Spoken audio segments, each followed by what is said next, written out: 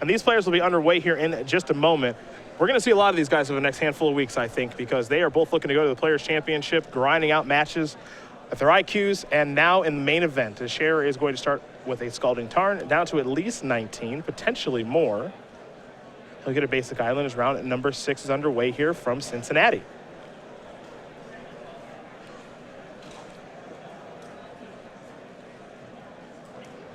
It's a Gitaxian probe here for Scherer. He'll go down to 17 now. We'll get a good look at Hawkins' hand, so Scherer knows exactly what he's playing against. A Jace Vryn's Prodigy, a Lightning Bolt, Kolaghan's Command, Splinter Twin, a couple of lands here in Scalding Tarn and Polluted Delta. Feels like an imminently beatable hand here for Storm. You have to think so. No clock, no real disruption besides Lightning Bolt for Electromancer, no guarantee. Scherer even needs Electromancer as this deck can go off through Pyromancer's Ascension or just building up a critical mass of spells. Scherer with the Serum Visions. He'll draw. Now it's time to scry 2.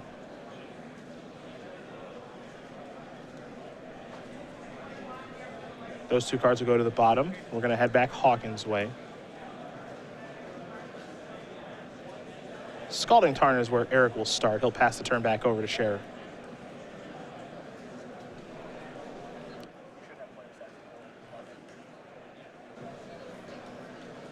Scalding Tarn here for Scherer. And Hawkins will sacrifice his right now.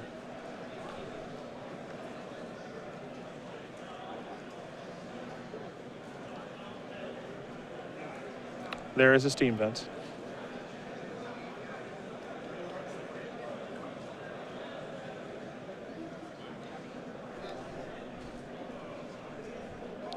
Pretty good news here for Hawkins that Caleb did not have Ascension on the second turn of the game.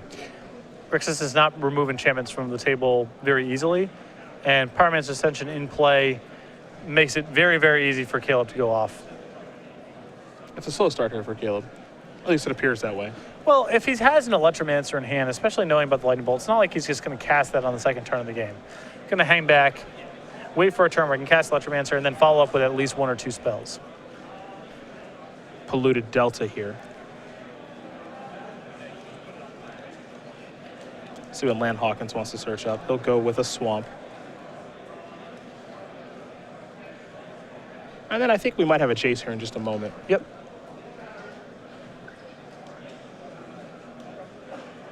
And we do. We assume that's a Jace. Not totally sure. I believe that is the Comic-Con variety. Yep. There is Jace Vryn's Prodigy. Starting to make its way into Modern now, too. That's not the card we're looking at. Do we have the Comic-Con? Do we have the Comic-Con art? Do we have the blacked out version? Yeah. Do we have the non-informative version? Yeah. Well, we've been informed that we do not. Okay. That's one more job lost. Yeah. That's tough. Here is a Desperate Ravens. Scherer will draw 2, discard 1 at random.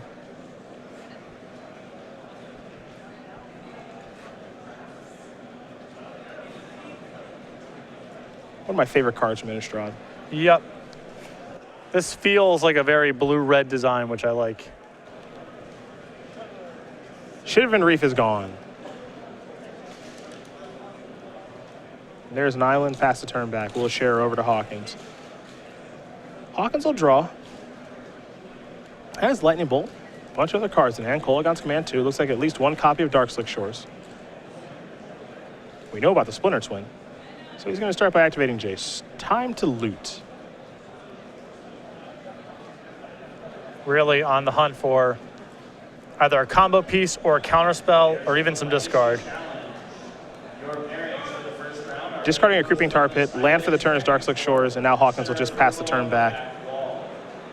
Once again, Legacy Challenge players, your pairings are going up on pink paper on the side event pairing. See if Scherer can get anything going with the Storm deck. He's off to a relatively slow start, all things being told. He has not been disrupted at all, now entering his 4th turn. Yep. Usually this deck is able to kill from this spot. The question is just, does Scherer respect the possibility of a counterspell here? Does he play around it? I would say probably not, because Hawkins has only had so many looks at it. And also, you know he has Splinter Twin in hand. So if you mess around for too long, he might just kill you here if he's found Pester Mire Deceiver Exarch. Well, here's a sleight of hand to start. Pyromancer Ascension and Mountain. That's what Scherer will decide between. Mountain will go to the grip. Ascension will go to the bottom.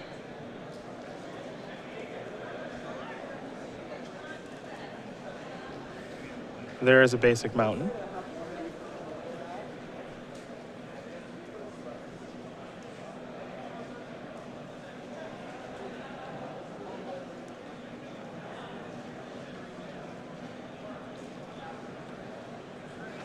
And now there's Ascension. Scherer will pass the turn back. You have to imagine next turn's the go-off turn. Yep. Assuming there's a next turn. Yeah. There's no guarantee of that. But it does not appear as though Hawkins has a Exarch or a Pestermite. It looks like just Kolaghan's command. 2 damage and make him discard. There goes Pass and Flames. Not a bad one to have in the graveyard. And Hawkins doing this just to get Jace flipped. Also just needs to kind of cast the stuff in his hand. Sarah envisions the draw here.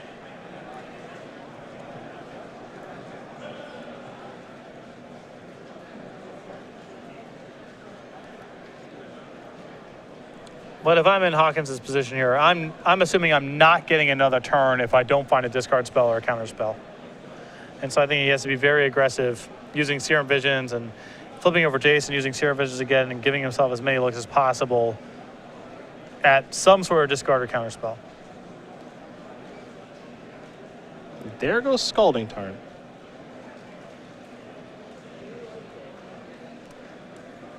There's a basic Mountain.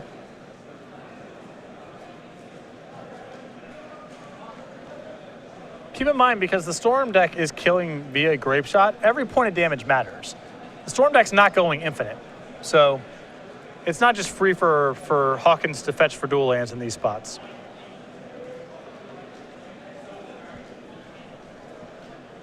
There's the Serum Visions. Hawkins will draw, I believe, an Inquisition of Kozilek. 2 cards he's looking at, Tassiger and Serum Visions for the Scry. Not sure he's interested in either of those. Tassiger's a decent clock, but it's going to need a lot more than a decent clock. Yeah. Your pairings for round 2 are now being posted.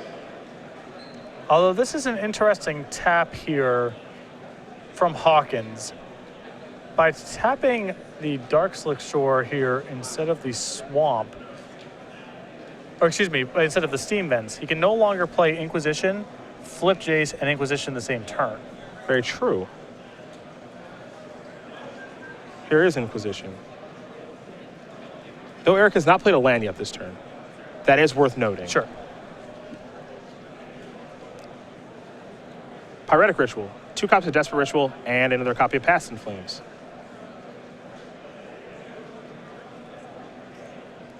So as it stands, Scherer's hand not particularly good, and Hawkins can start to try to rip it apart a little bit here. Yes.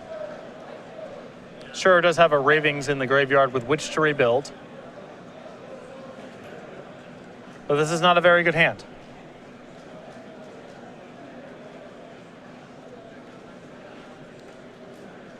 I think you may just want to take Desperate Ritual because you don't want him to... Well, if you take Pyretic Ritual, then Desperate Ritual will have a more difficult time triggering off of the Ascension.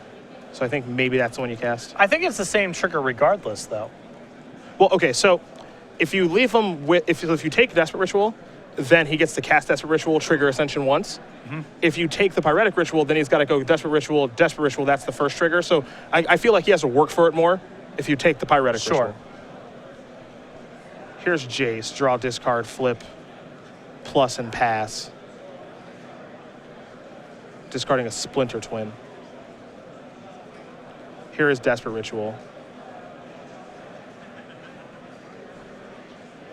So it's time to have some fun for Caleb Scherer. Storm 1. Desperate Ritual is going to bring him up. Now Storm 2, Ascension with 1 counter. Slide a hand in hand, same with Past in Flames.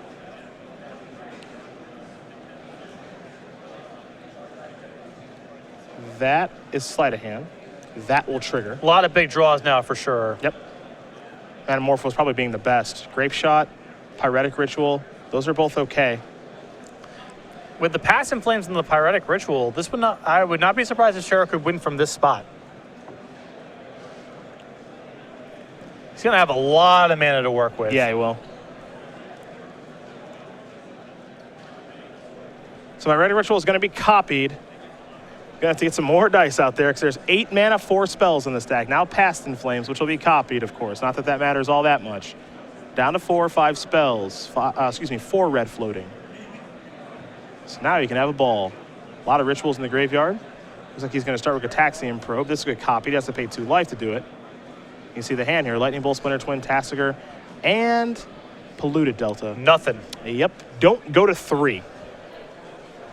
And don't tap your mana in such a way that you need Electromancer to go off. Yeah. Pro will draw 2 cards since it's being copied by Pyromancer's Ascension. Manamorphose was found in there.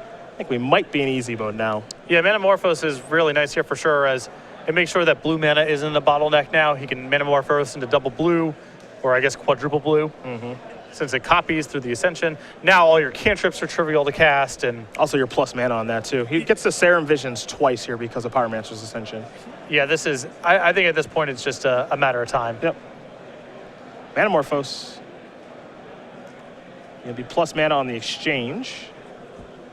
10 spells. So 4 blue, 2 red. And 2 cards will be drawn. Grapeshot, Gataxian Probe among them. So he's going to keep the graveyard organized versus what's exiled. 3 piles actually pretty important here. One is the exiled pile. One is the graveyard pile that I can flash back. And then one is my, quote, new graveyard, unquote, of cards I can't flash back. That's why the Manamorphose is in its own pile with Past in Flames. And it looks like he's found a Grapeshot to get it done with. So no more messing around here for Caleb. He is up a game over Eric Hawkins. Storm up a game over Grixis Twin. Hawkins put up no resistance there. Yeah, just a single discard spell, and that's not going to cut it. Scherer's draw was very much on the slow side, too. I believe that was a turn 5 kill. Undisrupted, the deck usually kills a lot faster than that, but Hawkins just did not put up enough resistance. Sideboards we go. We'll take a look at Eric Hawkins. His 2 dispels, Grim Lavamancer, Negate, Go for the Throat. Is it Staticaster? 2 Anger of the Gods. Kolaghan's Command, Olivia Valderin, Damnation, Muldrifter, Murderous Cut, Keranos God of Storms, and then a Glenelendra Archmage, which you'll find here, not a lot of hate. Well, the counter spells help a lot. The 2 copies of Dispel and the Negate, any 1-for-1 trade is going to be good here. I think Glenelendra Archmage is excellent for this matchup, but you are right, there is not dedicated hate cards, but the counter spells do a lot of work here. It's also possible that Hawkins will bring in the Is It Staticaster to protect himself against Empty the Warrens on the other side of the table. On the other side of things here from Caleb, we mentioned Empty of the Warrens. There are 3 of those to go along. 4 Lightning Bolts, 3 Shatterstorms, 3 Blood Moons, and 2 Echoing Truth. Love the 3 copies of Empty the Warrens for this matchup. I think it's pretty powerful in most matchups where people have discard spells because it's hard to combo out for enough to kill someone with Grapeshot. Far easier to do it through Empty the Warrens. I think the 2 copies of Echoing Truth are reasonable disruption against Hawkins trying to execute the combo kill. I'm not a fan of Blood Moon in this kind of matchup. I think typically the Grixis decks can assemble their mana pretty easily, and they have something to do with red mana also, but possible Caleb goes for the cheat here and just tries to punk him out with Blood Moon. Fair enough. We'll see how it breaks down. Blood Moon obviously very good against what he's playing against. So. Well, there's going to be some if it's on Hawkins' radar, he can fetch appropriately, and it's a 3 mana card that has nothing to do with the combo, so you've got to make sure you're colding someone with it if you're going to bring it in. Probably comes in here. I'm not a huge Blood Moon fan, but if you're going to have it, this is the kind of matchup where you'd want it. Fair enough. These players will shuffle up here for game number 2. Eric Hawkins will be on the play. In the meantime, we will talk about the Battle for Zendikar pre-release at the Star City Games Center. And this, wait for it, is the Battle for Zendikar playmat. Yep, I had to say it. That's it right there. This is where you talk about the information. Yeah, this exists. The pre-release will be happening at the Star City Game Center in Roanoke, Virginia. You can pre-register right now. Limited edition playmat here, starcitygames.com/pre-release to pre-register now. Find more information. But there are carrots everywhere, and there are narwhals, and there are, what is that, a kraken, probably? That's probably Lorthos, actually, because I think Lorthos was an original Zendikar. You see, anytime there's a narwhal, it's pretty cute. Come on. They are not happy. No, well, they want the carrot. It's a battle for Zendikar. Yes. Do you get it? I got it. Beautiful. I got it the first time. September 26th and 27th. Pre-register today, StarCityGames.com/pre-release. Keep in mind, too, the pre-release for this playmat only at the Star City Game Center. Right. Most of the playmat giveaways that we talk about on the show here, they're for people who are registering for Open Series events. They're bundles that are available on site or through the website. This is something where you have to go to Roanoke. So if you're in the Virginia area, you're looking to make a drive out, head over to StarCityGames.com/pre-release. Get more information. Pre-register right now. And any excess playmats that are left, they put up on the website the Monday after. Right. So. Although usually it's a very short run. Yes. Those playmats sell out very quickly. So if you're looking to get that, make sure to go up to the website the very next day. Go there on that Monday, the 28th, because they are not going to be available for very long. Eric Hawkins, the Minneapolis native. We do see him a decent amount in the Open Series now, directly from St. Paul, Minnesota. 31 years old, won Open Series top 8s. Makes his living by playing Magic and poker, so definitely a card player. Loves to publicly sing songs from Disney movies, which I thoroughly approve of. Yes. What's your favorite Disney movie? Ooh, tough, but since I'm on the spot right now, I'm going to go with Mulan. Okay. Assuming that's a Disney movie, which Don't know. It is. Make a Man Out of You. Great karaoke song. Sports fanatic, plays basketball regularly. I think you should challenge him maybe. Follows hockey, football, and baseball. I mean, games of one-on-one basketball are pretty stupid because they break down Well, pretty yeah. fast. But happy to play, I know I'll you've play been. whatever. I know you've been getting games at the after shows. Yeah, a little and bit. Having some difficulty finding the necessary number of people to play. We're going to see Eric a decent amount here throughout season 4. I'm just saying, I want to dial him up. May find a court after the show tomorrow. Absolutely, he's pretty tall. Yeah. Seems like he could be a good post player. Yeah. That complements your outside game, little inside-outside. Right. Some high pick and rolls. Boom. Deadly combination. He's going to take a mulligan here. Looks like Caleb will do the same. So in the meantime, we'll learn a little bit more about Caleb Scherer, the 27-year-old from St. Louis, Missouri, not too far from here in Cincinnati. And invitational top 8, season 4 last year when we were in Seattle, won, of course, by Dylan Donegan. Won Open Series top 8 as well. Lives entirely out of his backpack. Likes to eat a lot of peanuts, and a graduate student in mathematics, much like Jeff Hoagland, a math minimalist. guy. Oh, Items exist, one thing. Backpack. Diet, one thing. Deck, storm. all formats. All formats. All formats. Does not need a lot to be happy. I can respect that. Yep, Makes life very simple. it does. Though the peanuts thing, peanuts aren't that good. I just don't understand, peanuts are pretty high in fat. And if your diet exists... And Caleb is not. No. No. Caleb is not high in fat. Pretty lean guy. Just don't know how you make that work. Almonds, busted. Big fan. Walnuts, pretty good. Peanuts, totally medium. Just saying. Super medium on peanuts. Something does not line up here. That's all I'm saying. Are you implying that he might eat something else? Is that what you're saying? It's just the information doesn't quite line up. Are you saying that our infographic about Caleb is not correct? I didn't say that. You are putting words in my mouth. That's not what I said. Both these players are going to take a look at 6 cards now.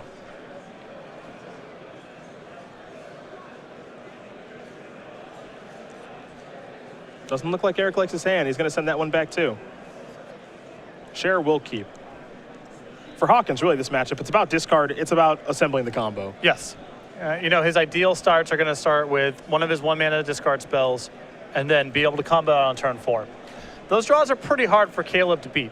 His deck is turn 3 in an optimistic world, likely to be turn 4, and a lot of his turn 4 hands are not going to work in the face of a single discard spell.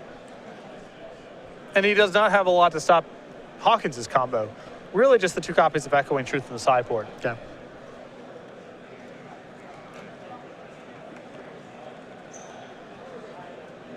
It looks like he's going to keep. Though Eric, again, does not look thrilled. Maybe not. Jeez. It looks like he has mana. So if he's considering throwing that one back, it's got to be 4 or 5 lands. Oh, there's a Blood Crypt. Here's Gataxian for open. No more bluffing. Here's the hand. Oh. I think you have to keep. Yeah, I mean, this is not Yeah. good looking by any stretch. but Yeah. He's hoping for a blue source off the top of his deck, obviously. 2 Blackleaf Cliffs, Serum Visions, and a Deceiver XR. I wouldn't be happy keeping it, but I think you have to. Yeah. You're a blue source away from a real hand. Yeah. And you could be a scry away from a Splinter Twin. So roll the dice, see how it goes. Looks like Scherer's going to scribe both cards to the bottom. Hawkins, he wants a blue source. See? Magic Easy. is so easy. That'll play. Anyone can do this. Now you can scry, you get to find Splinter Twin, kill your opponent, put both cards to the bottom because they suck. And Caleb put 2 cantrips on the bottom.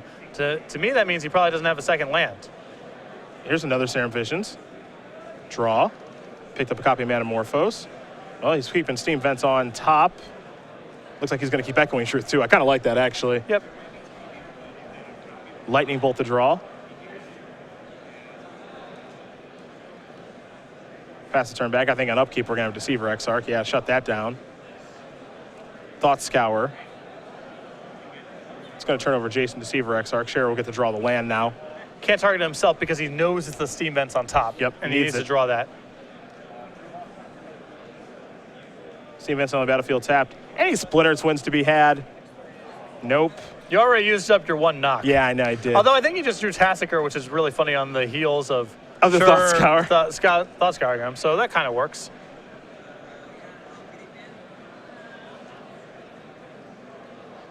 There's an island. Here comes Tassiger. Not Splinter Twin, but this is not a bad consolation prize. He's getting something going. He's got Scherer on a 3-turn clock.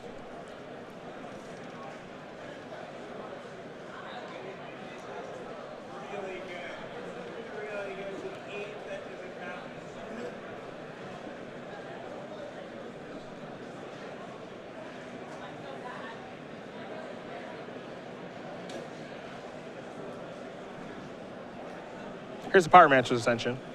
Pass the turn back. Splinter Twin. In it to win it. See, here's the thing about Magic. Super easy, not hard. Mulligan to 5. You're all disappointed. I'm going to lose. Hand is literally 3 bad lands, 2 blue spells. Yeah, it's like there's nothing I can do. 5 minutes later, you've just killed your opponent with an infinite combo. Easy stuff. Just saying, what was he worried about? Right. What was he worried about? Eric Hawkins wins game number 2 here over Caleb Scherer. Grixis Twin Storm getting ready here for game number 3. A draw like that can't beat him. No. And then Caleb does not have a lot to disrupt the combo. Really only has 2 copies of Echoing Truth. And neither player really has much disruption going on at all. I know Eric has a little bit of discard. Yeah, he's got Hawkins certainly has the majority of it in the matchup. Scherer's deck is a little bit more redundant in some respects. It's got a lot of rituals and a lot of ways to assemble the combo through a discard spell. These players shuffling up here for game number 3, having a good laugh. Take a look at the leaderboard here for season number 4 on the Open Series. You'll find Eric Hawkins' name right on the first page, 160 Open Series points. If we ended things right now inside the Players' Championship, he'd be going. But again, this is not a hard lock by any means. If we go over to page 2 here, you see 5 people not qualified on page 1. Joe Lissette, Todd Anderson. If we locked it right now, that would be the end of it. Logan Mize, Ross Merriam, Rudy Briska, Matthew Tickle, Andrew Jessup, Tom Ross, the rest of the top 16, they are really close. I mean, they're within 1 open of being right in the first page, knocking these people down. So the race for these 7 at-large bids, it's going to be really tight as this year progresses. And I think we're going to see a lot of these the people from these 2 pages, even as we go to the 3rd page, top of that page, Caleb Scherer. All these people are potentially in contention for the Players' Championship still. A lot of Magic left to be played. Season 4 is long. There's a lot of opens, and the race is going to be really good. And keep your eyes on number 20 there as well, Chris Anderson, who's making another run here. I mean, we think about the beginning of the Open Series this year. Chris wasn't even really playing last year, and now he is making a heck of a climb. All 124 Open Series points are from this year. Yes, and if he does well in this event, now he's suddenly in 2-bye territory for the rest of the Opens for the remainder of the year, which is a big deal. And we're going to see him at most of them, of course. As these players take a look at their opening hands, I think we'll see both of these guys too, Eric Hawkins and Caleb Scherer. Scherer's been stuck at number 17 for a little while here. Yep. Some respects the worst place to be because you're the first person without 2 buys. Not ideal. Better than no buys. Eric will mulligan again.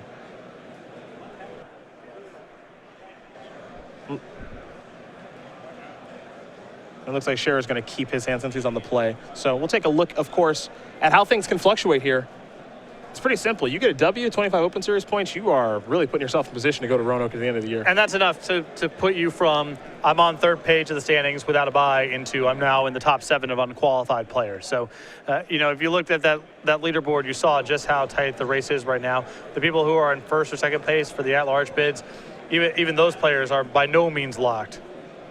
You see the breakdown there, all the way 5th through 8th, 33rd through 64th. Plenty of Open Series points, plenty of cash to be had here in Cincinnati. Eventually, someone's walking out here with $5,000, 25 Open Series points, and invite to our Season 4 Invitational. Could be Eric Hawkins, was able to overcome that mulligan to 5. He's on a mulligan to 6 right now. See if he can find a hand that he likes. Again, for him, it's all about disruption, Inquisition of Kozilek, Thoughtseize-esque cards, and the combo. And it's very clear what his goals are for the matchup. It's not, when you're playing against a deck like Jund, the games can be about different things depending on what they draw and what you happen to draw. Here, I think Hawkins' opening hands have a very clear pass-fail test. Can I interact early, / do I have a turn 4 kill? And hands that are lacking both of those just need to go back. Yeah. Now, with Hawkins on 5 cards, the equation changes some. I think the hand that he kept in game number 2 on 5 cards was acceptable because you're already on 5 cards. The hand had a high ceiling if you drew well, which you did. But these 7-card hands, these 6-card hands, you can't keep mediocre hands for the matchup because it's very clear what Scherer is going to do. He's going to be able to execute it very consistently. And your hands that don't disrupt or don't kill fast, they just have no place in this matchup. Yeah, I wouldn't be surprised if, on average, he takes a mulligan in the sideboarded games because, as you mentioned, he's just looking for very specific stuff. We're not keeping hands with, a Lightning Bolt and, a Serum Visions and stuff. He's looking for the combo. He's looking for Inquisition. Maybe he's looking for Jace because that can fix some stuff. But he's got a mulligan, I think, a pretty decent amount. Yeah. You see, he's got a Splinter Twin in hand now. He's got a Remand, so he's got ways to interact. This looks like a great 5-card hand. Scherer going to sacrifice the Scalding Tarn.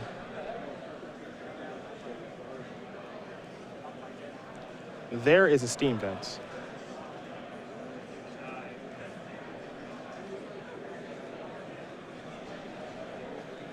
And now Serum Visions. So Scherer down to 17. He'll draw a card. Now Scry 2, of course.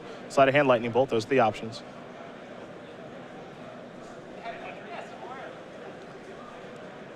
Bolt's an interesting card to bring in. Good against Pestermind, obviously, but no help against the Seaver Rexarch. Good against Jace, too. But, yep. I think that in this situation, you're not entirely sure what you're playing against from the Grixis deck. Right. And how much of a player is Jace going to be in this kind of matchup? Yeah. It takes a little while for Hawkins to get a spot where it's flashing back, and when you're threatening to kill on the 4th turn of the game, it doesn't feel like that's the card on the top of the list of things to be concerned about what Hawkins is doing. Blood Crypt is what Eric will search up here. Time to draw. There's Scalding Tarn. He'll pass the turn back. Remand at the ready. Scherer will draw.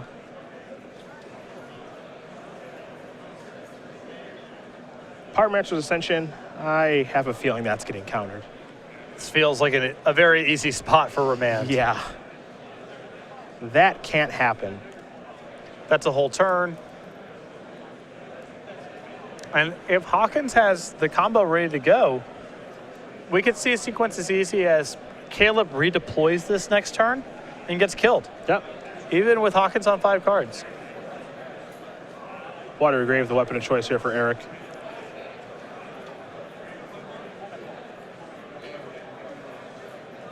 There's Remand. There's also Hawkins will draw. Scherer with the Scalding Tarn, pass the turn back. Eric, take a draw here, picked up a Watery Grave. Basic Island, pass the turn back. Any upkeep effects? Here's the answer is no. No, I don't want to put anything on Caleb's radar. I guess you'd rather have this wall of mana up anyway. I want Caleb's turn to just be replay Pyromancer's Ascension, cast a cantrip, go. Sure. Manamorphose here. That's where Caleb will start. Perhaps he's trying to go for the W right now. Does have Pyretic Ritual. Desperate Ritual too.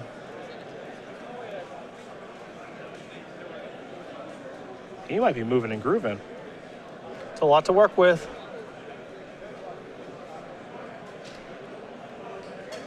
It takes a lot of work in the absence of Pass and Flames and Pyromancer's Ascension to kill, though. There's the Ascension. Pass the turn back. Oh no. Exarch. I think he has Red Source plus Twin. Yeah, that'll do it. Yep. Tap the Pyromancer's Ascension is nice. Draw. Yeah, just like that. Yeah, what can you do? Eric Hawkins going to win this match over Caleb Scherer. 2-1. Both games won on a mulligan to 5. And there are some matchups where you had to kind of keep sketchy 7-card hands and sketchy 6-card hands because of the way the matchup works. Your opponent's bringing a lot of cards like, Thoughtseize and removal spells to the table, and you just need to have a certain number of cards to work with to be able to win. That's not what's going on here at all. Hawkins needs to assemble the kill as fast as possible, ideally with an Inquisition along the way. He mulliganed very aggressively in the post-board games and was able to find functional hands, games 2 and 3, even light on cards. Caleb died with a bunch of spells in his hand. Yeah. That's how it's going to go when Hawkins wins. So just important for him to find hands that are functional for the matchup. Hawkins was very aggressive doing that and won as a result. Yeah, I think, again,